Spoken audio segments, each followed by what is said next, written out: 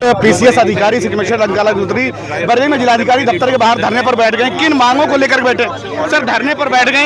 एक वक्त था जब इसी जगह पर आप लोगों को सुनते थे, लेकिन अब जो है यहाँ पर आप धरने पर बैठे हुए हैं सर। सर धरने पर बैठे हुए पैर सो गया है। मैं बात करता हूँ, मैं बात करने की कोशिश करता हूँ कि सर किन मांगों को लेकर के धरने पर बैठे? भाई बैठ जाइए आप लोग, बैठ जाइए। साथ दे रहे हैं तो बैठ जाइए भैया, 5 मिनट। देखिए, कल सुनियोजित तरीके से मुझे जिलाधिकारी कार्यालय कैंप कार्यालय में बुलाया गया। कल सुनियोजित तरीके से जिलाधिकारी कैंप कार्यालय मुझे बुलाया गया। उसमें मुझे प्रलोभन दिया गया कि पहले मैं अपना जो इस्तीफा दिया है उसको मैं वापस ले लूँ। जब वो सफल नहीं हो पाया तो उस बीच उनको 7:30 से 7:45 बजे किसी का कॉल आता जो आका के रूप में आदेशित कर रहा था। ये बोला था, ये साला पंडित पागल हो गया है, इसको यहीं बैठा के रखो, इसको रात भर निकलने मत दो। तो मेरा जिलाधिकारी महोदय से अनुरोध है कि वो ये बताएं कि इसने कॉल की थी और ऐसे वक्तव्य बोले थे जो पूरे राष्ट्र में सब लोग इसका विरोध दर्ज करा रहे। आपने इस्तीफा दिया लेकिन उन्होंने निलंबन कार्रवाई की।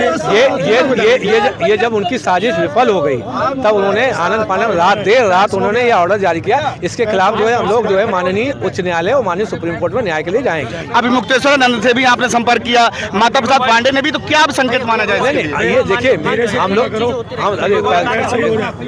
जी अभी खड़े हो गए, सही हो जाएगा। हाँ, मेरे जो शंकराचार्य जी ने कल कॉल किया था, उन्होंने बहुत मुझे आशीर्वाद दिया। उन्होंने बोला कि सनातन संस्कृति के अपमान के लिए जो सनातन अभी थोड़ा सा सीधे कर लो, सामने कर लो, सीधे अभी, हाँ, मोड़ के नहीं हो। सनातन संस्कृति का जो अपमान किया है उसके क्रम में जो आपने आवाज उठाई उसके लिए उन्होंने आशीर्वाद दिया और कहते हम भी आपके साथ। उन्होंने निमंत्रण भी दिया था कि आप स्वयं यहाँ पे हमसे मिलने आ सकते हैं। मैंने कहा मैं आपसे जरूर मिलूंगा, जब समय परमिट करेगा मैं आपसे मिलने आऊंगा। नजरें सबकी आपके अगले कदम की ओर है। अगला कदम जो है 6 से 7 राज्यों के विभिन्न सवर्ण संगठन, पूरे उत्तर प्रदेश के विभिन्न सवर्ण संगठन अब टच में है। जो राज्य सरकार पे अब सवर्ण जितने भी हैं उनका कोई अब विश्वास नहीं है। यहाँ संवैधानिक मशीनरी विफल हो चुकी है।